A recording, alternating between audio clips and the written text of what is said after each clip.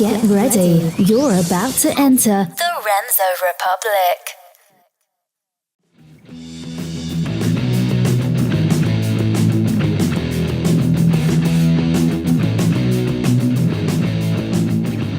Ladies and gentlemen, welcome to another episode of the one, the only Remso Republic. I'm your host, as always, Remso W. Martinez. Welcome back, and for all those new listeners out there, welcome. You've chosen probably one of the coolest episodes I could think of to start out with this season. In case this is actually your very first episode, the great thing about this is you don't necessarily need to go back and listen to the last couple to understand where we are, because I'll go ahead and explain that for you. Recently, I've kind of embarked on my annual tradition. I do a few things every year. I'll go back to certain locations. I'll try and touch bases with friends that I may have lost contact with. Simple stuff like that. But something I do every once in a while, something I do once a year, is that I'll pull out my copy of the Fountainhead, all torn up and faded and dog-eared, annotated and everything. And I go through that. Now, it's kind of a beast of a book, nothing compared to Atlas Shrugged or anything else like that, but it's one of my favorites. I read it the first time when I was a sophomore in high school. I read it again when I was a freshman in college, and then around my junior year of college, I said, every year I'm going to read it. And right now, I'm about halfway through it right now, going for the third go-around, and it's like I'm just reading it all over again. But while the feeling of the book, may stay the same, the location is a little bit different. I'm still at Liberty University, as some of you might know, and this is kind of a weird place to be an Ayn Rand fan. I was in the law school where they placed the Helm School of Government. I was sitting on this couch reading it in between classes, and I had several people come up to me, and this is it's the classic two type of people you're going to get come up to you when they see that you're reading Ayn Rand. They're either going to love her, or, like you probably guessed, they're going to hate her. And the one person I had come up to me said, "Oh my gosh, The Fountainhead, I love it. I read it when I was in high school. It's one of my favorite books." And then, like a typical very good Liberty student, another person came up to me and they're like, "Ayn Rand, she's an atheist. You're going to hell." Yeah, thanks, bud. Yeah, for those of you that may be wondering, Remso, when did you laugh like that? I actually want to have a little conversation about that, so I brought on somebody who's probably a bigger Ayn Rand fan than myself. She's the CEO of the Atlas Society. Ladies and gentlemen, Jennifer Grossman. Jennifer, how are you doing? I'm doing great. I love that story. Yeah, it's a common thing here, because what I try and do is, instead of keeping my copy in my backpack, I kind of just hold it underneath my arm to see what type of looks I get from people. And it's still the same. Either people smile or they look at me and they're like, "What the hell are you doing? You might as well be walking around with like a satanic Bible or something." And it's really insane that people have this idea that if you're a Christian, you can't possibly read Ayn Rand. I mean, it's absolutely ridiculous. Yes, I agree with that. And I actually feel that part of that myth, part of that whole line of argument didn't come out of the right, didn't come out of conservative circles, of course, though William Buckley didn't and Whittaker Chambers didn't help matters.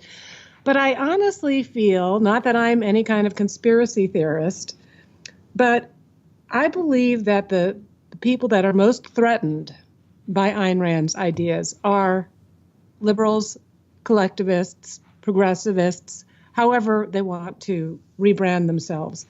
They know that the drama, the romance of Ayn Rand is a very seductive gateway for people learning more about Adam Smith, Milton Friedman, Friedrich Hayek, the founding fathers.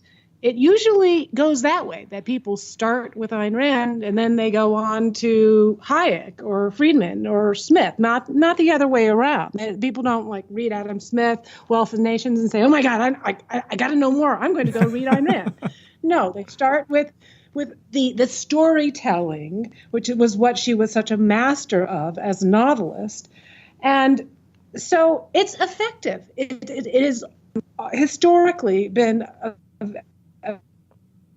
very effective gateway for people more ideas. And if you find these ideas threatening, you want to try to figure out, we got to shut down that gateway. That's strategic. There are people coming in through that portal. We want to keep them out there in the darkness, in the ignorance, where all they have are the kinds of answers that we have to tell them. So how are we going to do that? Where are we? What's the situation on the ground? And they know we live in a religious country. And they know that if they can say, ooh, dangerous book, don't read that. She's an atheist. That's about one of the most powerful arguments that they have. But it's not because they want to save your soul. It's because they want to save their jobs. And their jobs are dependent on convincing you that you owe them something, that you don't own your life. And so that's why they don't want people reading the books. And so when I have my Christian, paleo, conservative friends, whatever, and they say, oh, but Ayn Rand, isn't that, it's an atheist? And I say, don't fall for it. That's exactly what they want you to do. Don't fall for it. That's their plot. That's their script. And by the way, I feel you can, as I argued in my Wall Street Journal op-ed, there's plenty of believers, religionists, Christians, Jews. They read the book and they take away different things. It's not usually that atheism. And I would challenge anyone who comes forward and says, oh, it's an atheist book. Did you read it? Or did you just read what somebody else wrote about it? Read it, and then let's have a conversation. Exactly. And guess what? What? If your faith is strong, and if you're right, then you have nothing to fear. If your faith is weak, then you're making something to learn. Yeah, and I think the problem with a lot of my Christian friends is that, and I'm not calling anyone out, and this is just a speculation, but the thing that I have a problem with when it comes to a lot of evangelical young people is that they're afraid to challenge their worldviews. And I think a lot of their mentors, I think a lot of professors, I think a lot of faith leaders, I think, they throw out that argument of, oh, because she's this, you can't do that. Or because of B, you can't do C, without giving you the actual reason. Because if people actually went out and tried to understand what other worldviews were, we'd actually be able to have intelligent, productive conversations.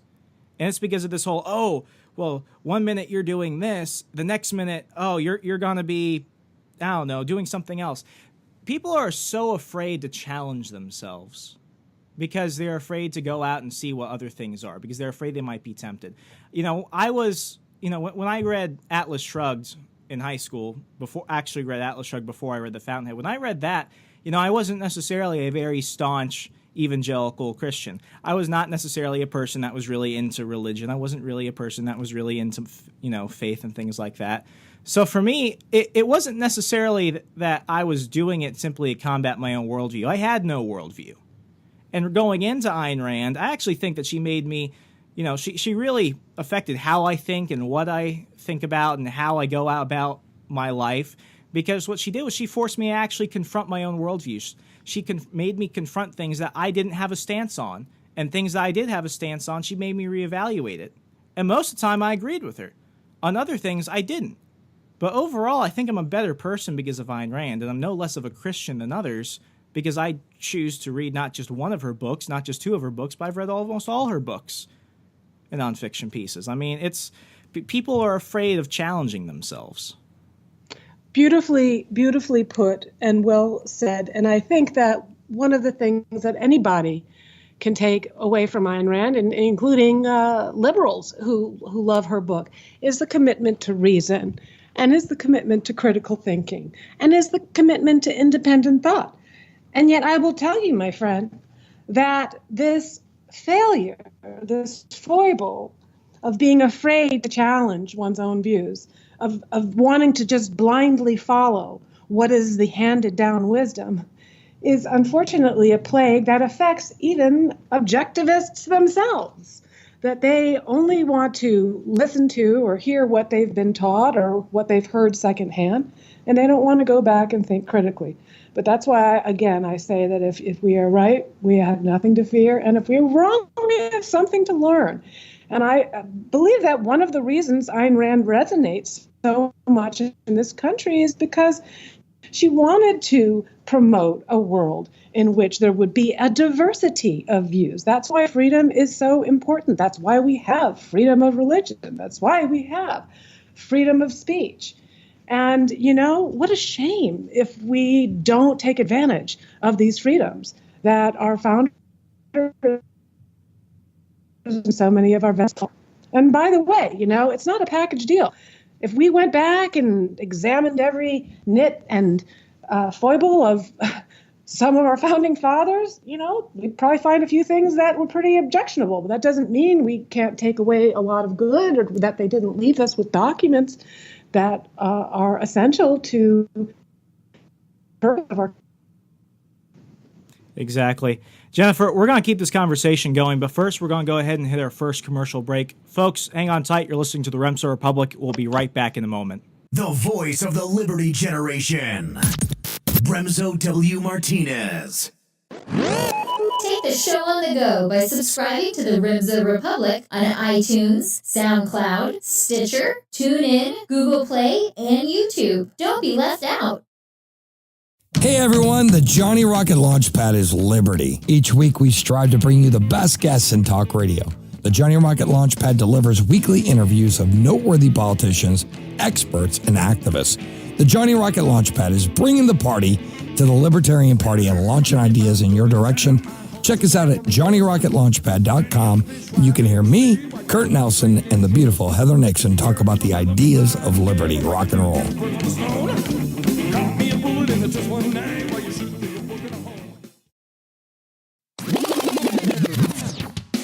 Hey guys, Tim Preuss here, and I wanted to take a minute and invite you to stop over to PreussPodcast.com and give our show a listen. We've got in-depth commentary on the issues that matter to you. These hookers, fucking whores, are out there. These hookers, man, I tell you. Yeah, that's like the most contact I've had with the hooker. Is them yelling at you. Them yelling at me on Twitter. We break down the most pressing issues of our time. This large lady with like tight clothing on. Not appropriately linked to tight clothing either. And we get the most intelligent analysis from friends of ours like Jeffrey Tucker. We pulled over engine trouble, and what happened? What happened? I don't know. Oh God! Seriously though, we love putting on a show that both entertains and educates. We're growing, and we'd be thrilled if you joined us. Check out PreussPodcast.com for more. That's PREUSS podcast.com.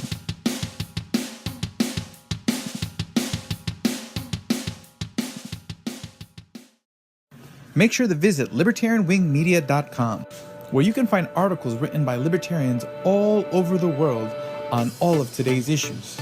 Check out our podcast network with monthly and weekly podcasts. Check out our libertarian t-shirt store with t-shirts like Make Markets Free Again and Make Markets Not War.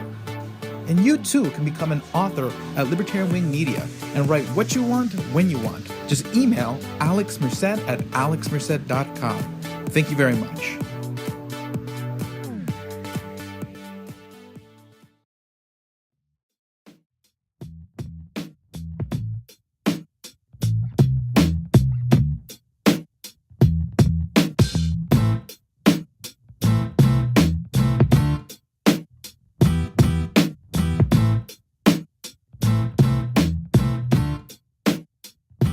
Folks, welcome back to the show. We're going to kind of pivot our conversation at this point.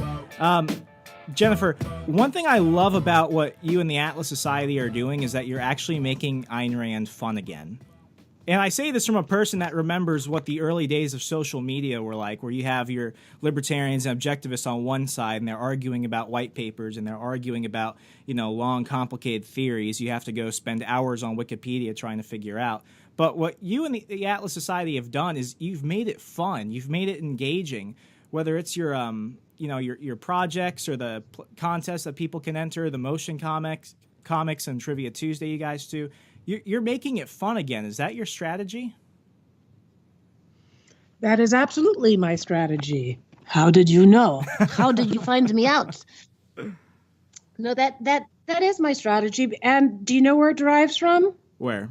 It derives from Ayn Rand. We just put up in not this previous Tuesday trivia, but the one before, in which there was a wonderful quote that it said, "Can't you enjoy useless things merely because they're beautiful?"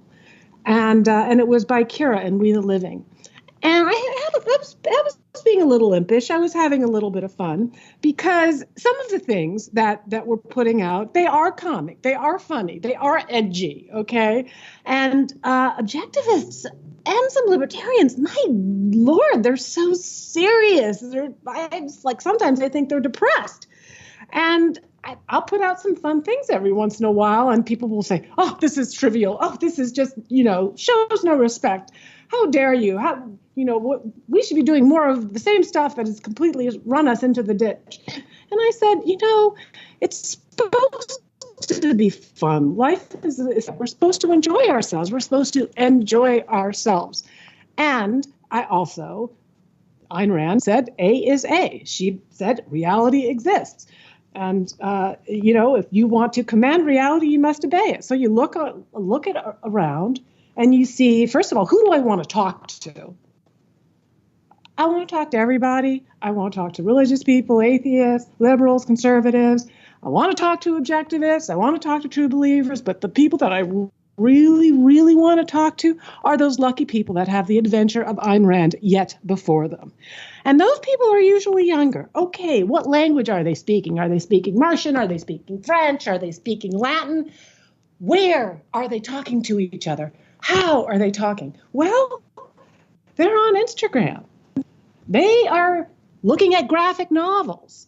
They are doing Draw My Life videos. Jenna Marbles, most hip, most popular woman on YouTube. She's doing Draw My Life. Celebrities doing Draw My Life. All right, that's your language. That's where you're talking. That's where I'm going. Come with me. Exactly.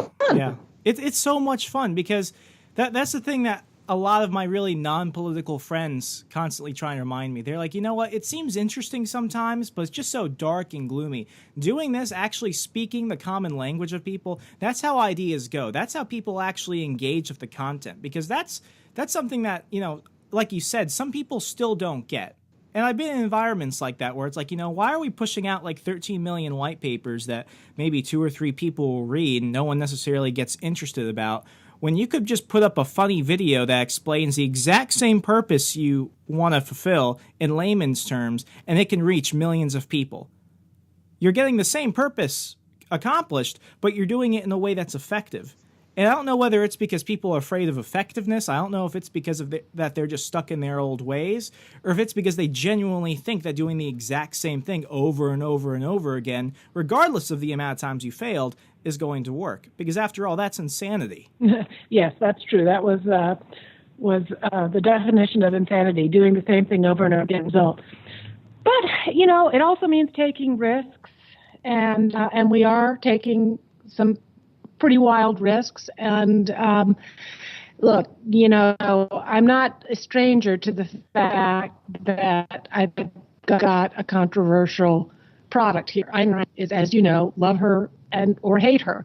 And so I'm comfortable with controversy, and I'm comfortable putting things out there that some people are going to like and some people are not going to like. But because we live in such a shield, we have to say, okay, well, that worked. That didn't work so well. The Draw My Life that we did, the Ayn Rand Draw My Life, even with my horrible Russian accent, it worked. People liked it. We got 1.1 million views on YouTube. We're still trying to go through our 11,000 shares and thank people. And by the time that this podcast is out, we will have 2 more Draw My Lives that will be out. The Hank Reardon Draw My Life is going to be on Ayn Rand's birthday. And then a Dagny Taggart Draw My Life is coming out on Valentine's Day for Dagny.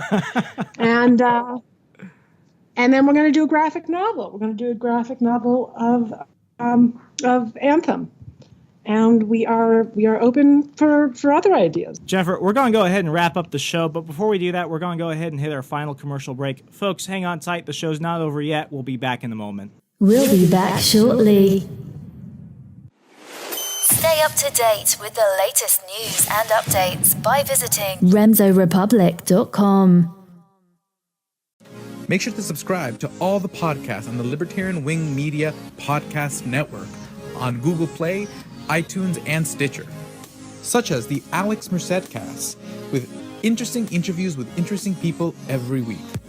Breaking Progressives, spending time every week breaking down left-wing narratives and showing what's real and what's fake. Economics Why Not? A weekly look at economics and applying economic principles to daily life. Better Today, a weekly podcast where we take a look on ways to improve your life and be better today. Libertarian Comments is a podcast where we play audio from the video archives of Alex Merced from his videos dating back to 2008. Liberty Public Access, a podcast where anyone can submit an episode. Submit your episodes to Alex Merced at alexmerced.com. Have you been wanting to start your own podcast? Then subscribe to Podcast and Blogging Tips and Tricks, a weekly podcast about how to host your podcast, how to produce your podcast, and how to market your podcast. We'll be adding some monthly podcasts to the lineup soon, including Make Markets Free Again, a monthly look at what's going on in markets and regulation all over the world, and the Free VST podcast, looking at free VST instruments for electronic music producers. Listen to these podcasts by going to libertarianwingmedia.com or subscribing on iTunes, Stitcher, or Google Play. And if you enjoy the podcast, tell your friends and leave a positive review on iTunes, Stitcher, and Google Play.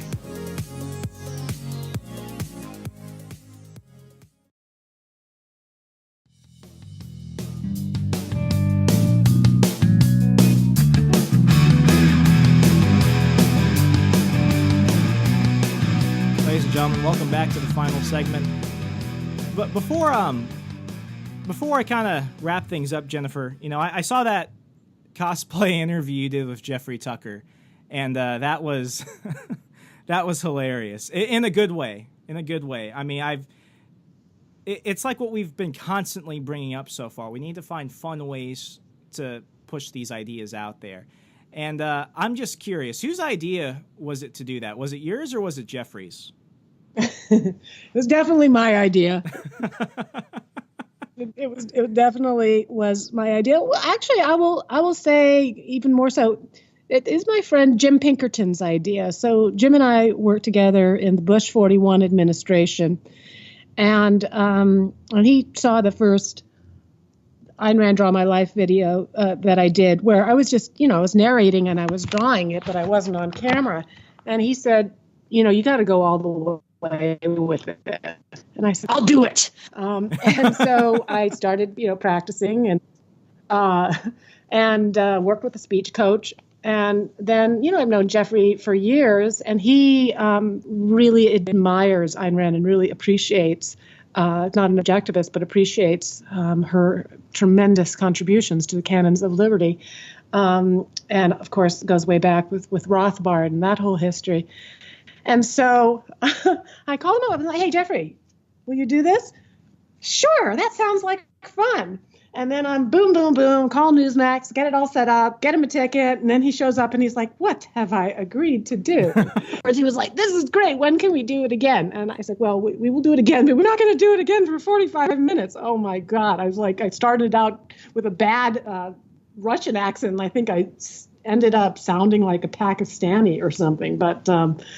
But it was fun. It would be more fun to do with more questions and live interaction. Actually, at Freedom Fest, which I hope you will be there, we are going to be doing on the first day, that Wednesday, the Atlas Summit, but it's going to be a little different. It's not going to be a 3-day thing. It's going to be afternoon, kind of objectivism 101 boot camp in conjunction with Turning Point, and I hope SFL as well.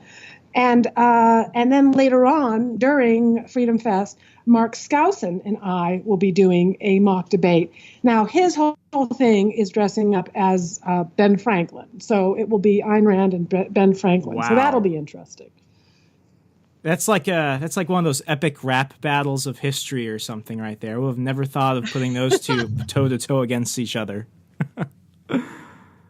Oh, my Lord. So I know you've got to get going soon, so I just kind of want to leave the floor to you. What's the biggest message you want our listeners to carry home with tonight? The biggest thing you want them to remember at the end? I want them, if they haven't gone out, to go and read Ayn Rand. If they have already read Ayn Rand, then read it again.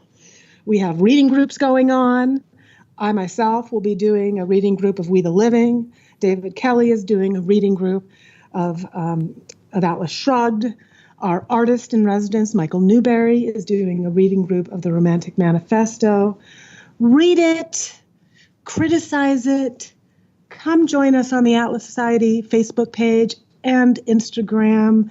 Think for yourself, and then let me know. Let me know what you think. And particularly with this issue of religion and people's Christian and Jewish faith and enjoying Ayn Rand, we hit a tremendous nerve, and I think that there's so much more there to discuss. So I really would welcome others to explore and then come to join us and continue the journey.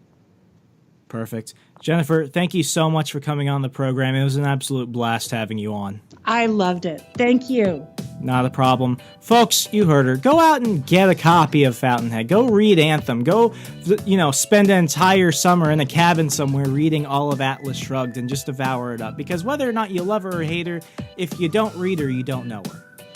And as always, subscribe to the show, leave us a rating and a review on iTunes, SoundCloud, Stitcher, Google Play. We're everywhere. And if you can't find the app or platform of your choice, go ahead to remsorepublic.com and the Self-Defense Radio Network and check it out for yourself and find something that works for you. As always, I'm Remso W. Martinez. Be good to your neighbor, think for yourself, and I'll see you next week. Take care. Stay connected to Liberty's Rabble Rouser on Facebook and Twitter to stay up to date with the latest episodes, blogs, and other available content. What are you waiting for?